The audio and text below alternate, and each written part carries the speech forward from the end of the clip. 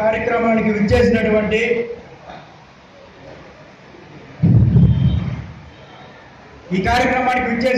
పెద్దలకు మరియు న్యాయ నిర్ణేతలుగా వ్యవహరించినటువంటి పెద్దలకు మరియు నాతో పాటు ఇక్కడికి విచ్చేసినటువంటి జన సైనికులకు ప్రతి ఒక్కరికి పేరు పేరున నా హృదయపూర్వక నమస్కారాలు తెలియజేస్తున్నాను. నా పేరు రామకృష్ణ, వెంకటగిరి నియోజకవర్గం నుంచి వచ్చాను. వెంకటగిరి నియోజకవర్గంలో మరియు వెంకటగిరి నియోజకవర్గ పరిసర ప్రాంతాలలో గ్రామాలలో చేనేత కార్మికులు అన్న దానికి పవన్ కళ్యాణ్ గారు చెప్పినటువంటి మాట చేనేత కార్మికులు కాదు, చేనేత కళాకారులు.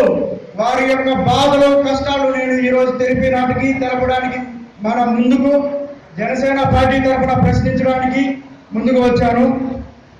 ఈ విషయం చెప్పే ముందుగా మార్చి 14న 2014లో మన అన్నయ్య పవన్ కళ్యాణ్ గారు పార్టీ పెట్టినప్పుడు ఒక మాట చెప్పారు. ఆ మాటతో ఇప్పుడు ధైర్యం తెచ్చుకొని మా మాటలు ముందుకు తీసుకెళ్తాను.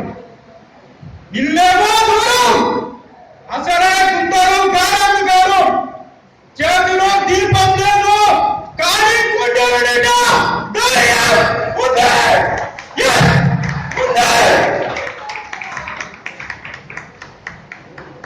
ఈనాడు భారతదేశం ఎదుర్కొంటున్నటువంటి ప్రధాన సమస్య నాయకత్వ లోపం.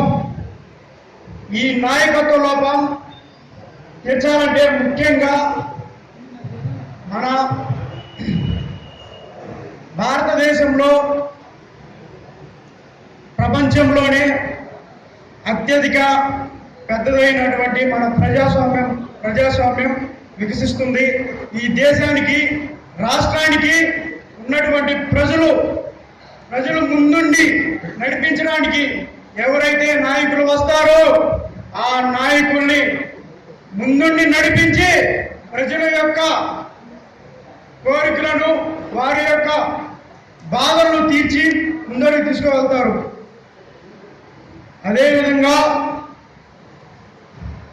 ఎవరైతే నాయకులు ప్రజలు ముందుండి నడిపిస్తారో ఆ నాయకుడే ఎప్పటికైనా సరే ప్రజల గుండెల్లో స్థిరస్థాయిగా నిలుస్తాడు. అది ఒక్కటి మన పవర్ స్టార్ పవన్ కళ్యాణ్ గారు, మన జనసేననే.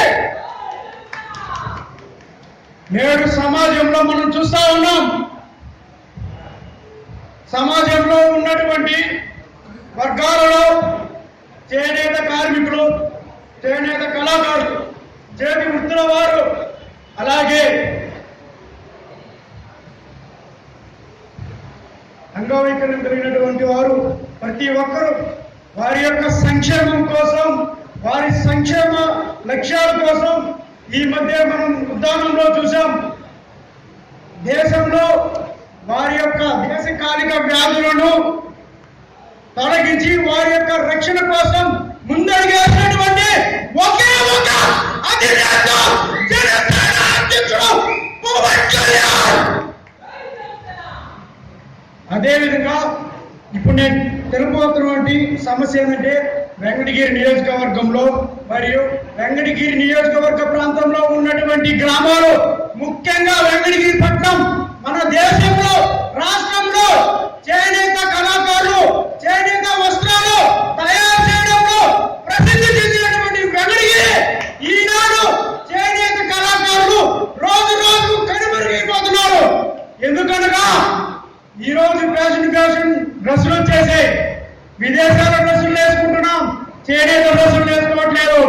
చేనేత కళాకారులు ఆసాముల దగ్గర నుంచి వాళ్ళు పట్టు నూలు తెస్తే తర్వాత ఆ పట్టు నూలుని వీళ్ళు జరిగా మార్చి రాట్నాలతో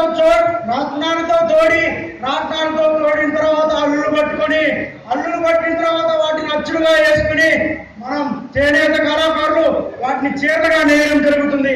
ఆ చీరలు వేసేటువంటి కళాకారులు పొద్దున్న లేచినప్పటి నుంచి సద్యాన్నం తినేటప్పటి నుంచి రాత్రి పడుకునేంత వరకు వారి యొక్క కష్టాన్ని నష్టంగా మార్చుకుని జీవనాన్ని కొనసాగిస్తున్నారు. ఈరోజు వారి యొక్క జీవన ప్రమాణం ఎలా ఉందనేది ఒక్కసారి ఆ చేనేత కళాకారుల యొక్క కష్టం మన ఒక్క పవర్ స్టార్ పవన్ కళ్యాణ్ జనసేనానికి ఒక్కరికే తెలుసు.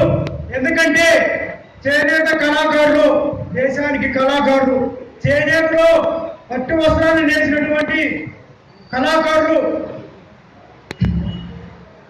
దేశంలో ఉన్నటువంటి పట్టు వస్త్రాలు పట్టు చీరలను తీసుకొని వాటిల్ని మనం పంపిణీ చేయడం జరుగుతుంది. ఈనాడు ఆసాం దగ్గర నుంచి తెచ్చినటువంటి ఆ పట్టు చీరలను నేసి వీళ్ళు ఆ పట్టు చీరలు నేసిన దానికి గాను కనీసం ఒక్క షాప్కి వీళ్ళకి వస్తున్నటువంటి వేతనం 8,000 రూపాయలు మాత్రమే. ఆ 8,000 రూపాయలు మాత్రం ఇచ్చి ఆ షాప్కి తర్వాత ఆ చీరలను ఆ ఆసాం తీసుకొని వెళ్తే ఆ ఆసాంకి వచ్చేటువంటి ఆదాయం 20,000 30,000 రూపాయలు. కాబట్టి ఈ జనసేన పార్టీ తరఫున ప్రశ్నించడానికి అన్నయ్య తరఫున నేనున్నాను. చేనేత కార్మికులు కాదు, చేనేత కళాకారులకు వారి యొక్క కష్టాన్ని చెమటని నమ్మి వారికి వేతనాన్ని పెంచాల్సిందిగా మరి కోరుతున్నాను. అలాగే ఈ అవకాశాన్ని ఇచ్చినటువంటి ప్రతి ఒక్కరికి, పెద్దలకి, జన సైనికులకి నా హృదయపూర్వక నమస్కారాలు తెలియజేస్తున్నాను. ముగించే ముందు ముఖ్యంగా ఒక మాట చెప్పాలనుకుంటున్నాను. పవరిజం